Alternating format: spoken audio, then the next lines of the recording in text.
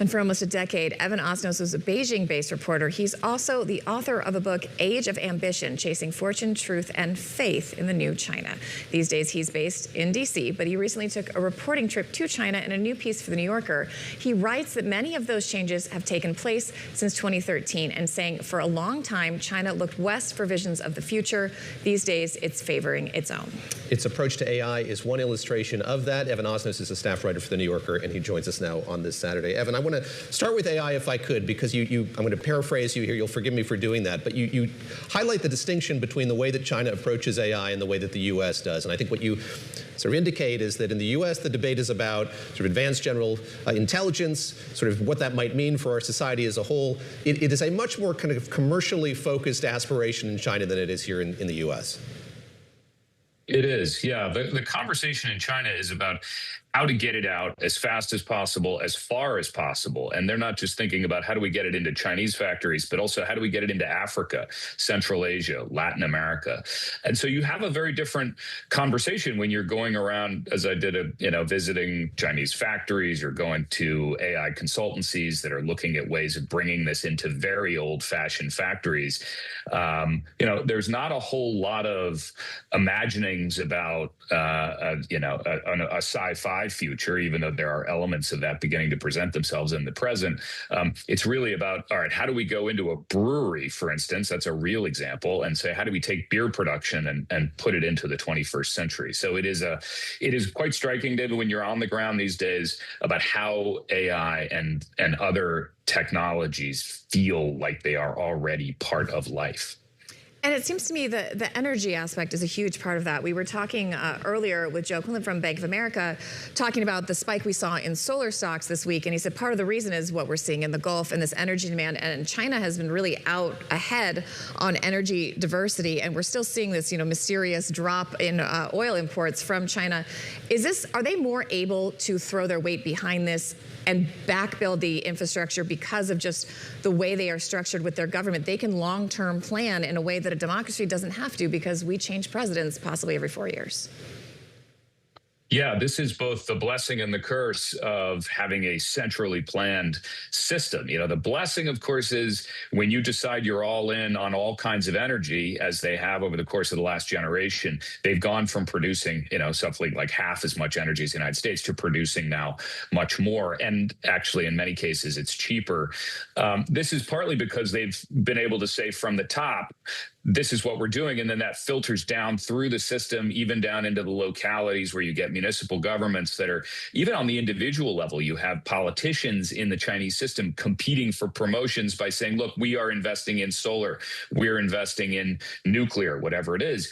The downside, of course, is that when they go off of true north by a few degrees and end up on an engineering project that turns out to be either out of step with market demands, or in some cases like the one-child policy, which I talk about in this piece, something that produces a huge range of negative economic consequences, then it's very hard to shift that battleship before it can cause more damage. So what we're seeing right now is that this is the moment when those energy investments have paid off. And it's been very helpful for them. Evan, you can count me among those who have been introduced to the new China through your book and through your writing. And I just wondered if you could talk a bit about what it was like to return there on this reporting trip. I think one of the things you observe is kind of the quiet of Beijing in a way that it wasn't before, because there are so many electric vehicles now. The means of transportation has changed. The means of commerce has changed as well. The storefronts are less crowded because people are buying things with apps and using delivery services. How different is the new China today than the one that you wrote about now, more than a decade ago? It's very interesting to see it up close now. I mean, having lived there for all these years, you kind of absorb a certain street level sense of what China is. And certainly in the first decade of this century, Beijing was a kind of a cacophonous place. It was a noisy place. And I mean that in all senses of the word. It wasn't just that the cars were noisy, but also there was a real contest of ideas going on. And you would also just go into the alleys. I lived in a hutong house. And so you never quite knew what was going to be opening up. There were businesses that would open, they'd be gone in a few months, or something else would be built in its place. Today, there is a much more distinct feeling of the place that is run from the top. And so on the one hand, you get this feeling that it is quite literally quieter because of electric vehicles. But then you also get the feeling that some of that hive of activity that was happening in the margins, the smaller communities of artists or ideas that were bubbling up, those have been silenced in some ways. And that is a feeling of, that feels like a loss. And it also, you do get the feeling though, as I was talking to somebody from Singapore not too long ago, and he said about Beijing, he said, when I go there, it feels to me like it now out Singapore's Singapore, meaning that it has that sense of orderliness, but then there is also that bit of sterility. And that getting those two ideas into one sentence is part of the reason why I write a long piece of this kind, to try to give people as much a feel as I can of what it's like on the ground. You also wrote, which I thought was interesting, Chinese leaders seem to be betting that by speeding toward the future, they can outrun the mistakes of the recent past. You mentioned the one-child policy. I'm wondering which other ones come to mind and what they're trying to reverse course on. One of the things they're trying to address, of course, is the property crash. Since 2021, we've all been living through the effects of that economically.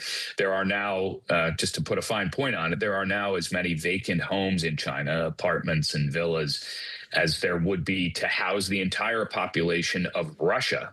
So you had this enormous overhang from that property crash. And they're saying, look, if we can more or less catapult ourselves into a new phase of economic history, then perhaps we can light a fire again under people, get them feeling like they're no longer, as the saying goes among young Chinese, no longer looking to lie flat. Maybe get people to start feeling more energized about the economy and about their own opportunities. That's really the core of it, guys. I think is this feeling of, can you reignite that feeling of opportunity? That's the thing that was running through Age of Ambition when I wrote about the China of the 2010s. And there are moments, there are little glimpses when you go to places in China these days and you see this dynamic frontier of the new economy. That is happening. But then when you also talk to people who have felt like those opportunities are only for a privileged few, and they say, look, I'm not equipped for the AI economy. I'm not equipped for this new advanced manufacturing generation. Where do I fit in? And the irony is, of course, it's not a conversation that's all that different from one of the ones we're beginning to have here in the United States. So there's something to it. How do you make sure that many people feel a sense of agency in the new AI era?